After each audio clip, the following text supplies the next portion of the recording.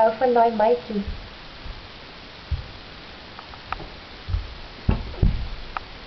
Ja,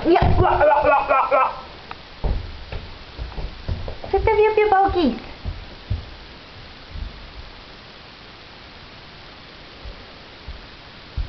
Sy bly kruip. Nou, sit sy op haar boude. Sit nou weer op jou boutjies vir mama. Wys vir ouma nou, Paul, doen jy dit? Hi, Raislyn. Daar sê, sit nou. Sit! Oh. Ek wil jy moet omdraai en sit.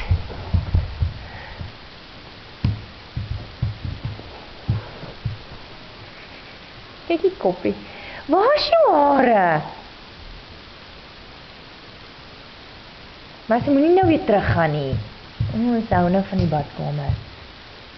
Bryson, sit nou op jou boude as jy daar kom. Jou voetjies maar. En pa shine. O, klein ou dingetjie.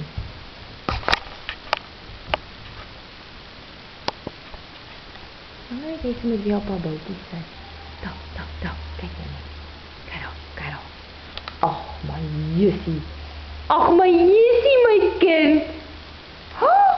Kyk net, hoe sit jy nou daar?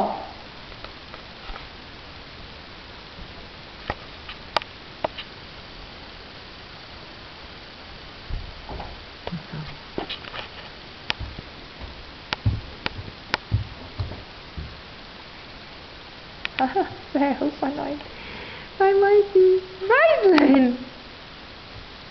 Daar sy. Is jy nie ontvaak nie? Daar is vir ouma en opa swinkie. Waar is jou hare? Ouma en opa gaan sê ek borstel dit nie. Hulle gaan sê ek borstel nie jou hare nie. Kijk nou, waarom toe nou verby? Waarom toe nou? Bryson?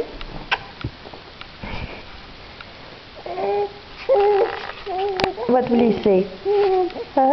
Wat wil jy nou sê? Wat wil jy sê? Wat sê jy? Hallo? Hallo man, opa? Ons kan nie wag as julle kom kuier nie.